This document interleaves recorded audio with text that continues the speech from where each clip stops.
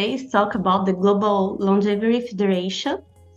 So before we start, I would like you to introduce yourself by saying who is Michael Fossel, right?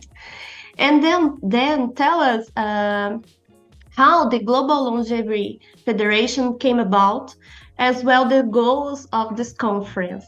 I ended up with both a bachelor's and a master's degree in psychology back in 1973, and then went on to do a PhD and an MD at Stanford.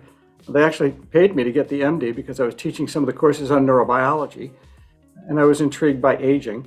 And I ended up doing clinical medicine as a professor of clinical medicine for about 22 years before I moved into other things.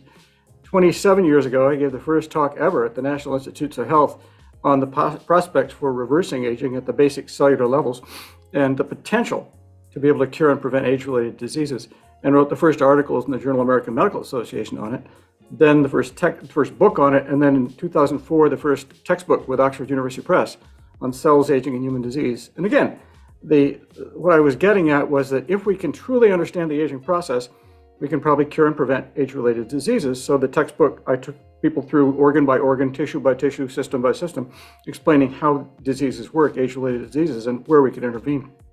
And then a couple of years ago, I got involved in biotech, and then a friend of mine from the UK contacted me and said, let's take your work to human trials.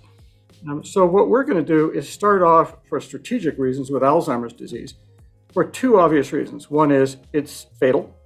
The other is there is essentially no cure. There's, as of today, been more than 2,400 and plus interventional trials for Alzheimer's, and by global consensus, none of them are effective. And that includes anakinumab, lecanemab, and some of the other monoclonal antibodies. They're just, the most they do is slow the disease vector rather than stop it or reverse it.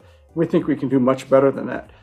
And then just last month, we published another paper on age-related cardiovascular disease because that's our second major target.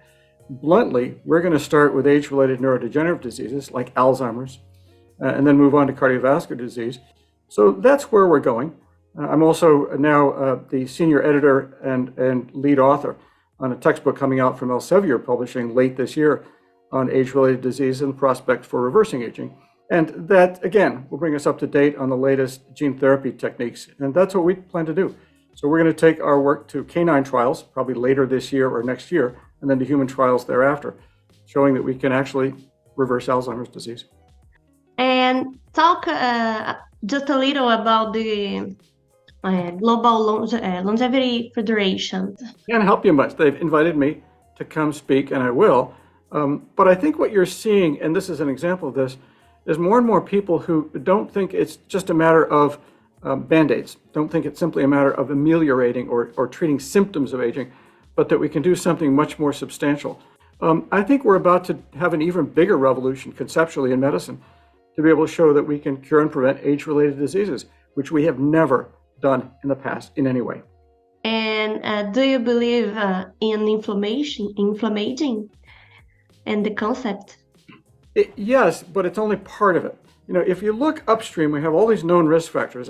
For example, we could look at Alzheimer's as one example. We know that more than 200 genes play a role, including people who are biallelic for ApoE4, people with presenilin genes. The same is true of if you've had a history of encephalitis, head trauma, exposure to a number of toxins. There are a lot of upstream risk factors.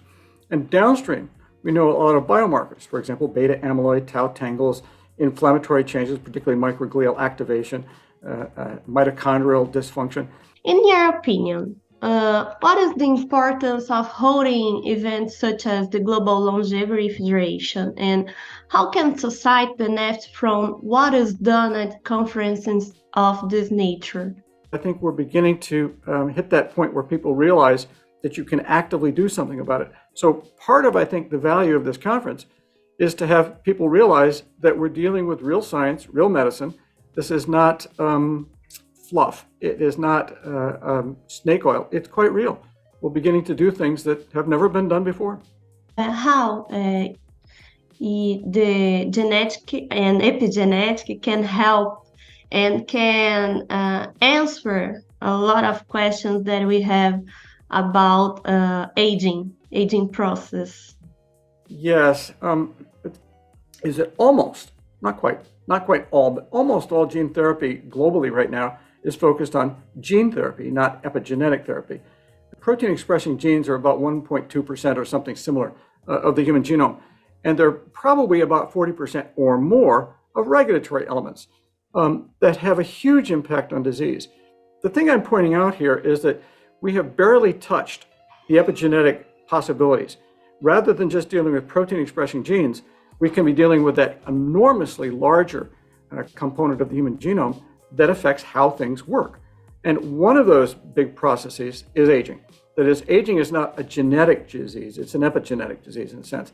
You know, if you look at all the cells in my body when I was 7 years old and now I'm 72, it's not that the genes are different, it's that gene expression is different. And do you believe that if we treat with our genes about our children, they can develop the neurodegenerative diseases or no? Well, I mean, there are two parts of this. One is the genes. You know, if you inherit two APOE4 genes, you have high risk. On the other hand, as I say, it's not expressed until your cells begin to age. So what we're focused on is not changing your risk, but making it so the risk is not expressed. We could go in and change the genes, but we find it's quite effective enough to change the pattern of gene expression. And Michael, who can attend the conference, and how can we know more details like deadlines for submission of abstracts or registration, for example? Certainly you can go on the website and link to it and be able to get on it. And I hope people will enjoy doing it. I used to say that I don't care about what causes aging. I just want to know if we can intervene. It's like when patients came to me as a professor of medicine, they didn't come really for diagnosis. They wanted to know if I could make them better. Now, often I needed to know the diagnosis to make them better, but given a choice, the patient doesn't want to know the Latin term for it. They want to know if I can improve their lives. And I think that's true of age-related disease too. It's not just a matter of understanding it. It's a matter of intervening and fixing things or preventing problems. And again, I think this is a watershed moment. We're beginning to get to the point where we can do something that has never been done in human history. Thank you very much for the explanation and to accept our invite. It's a pleasure again. Thank you very much. So yeah, let's see where we can go with all this. So thank you very much for inviting me. Pleasure. And I hope we can talk again sometime.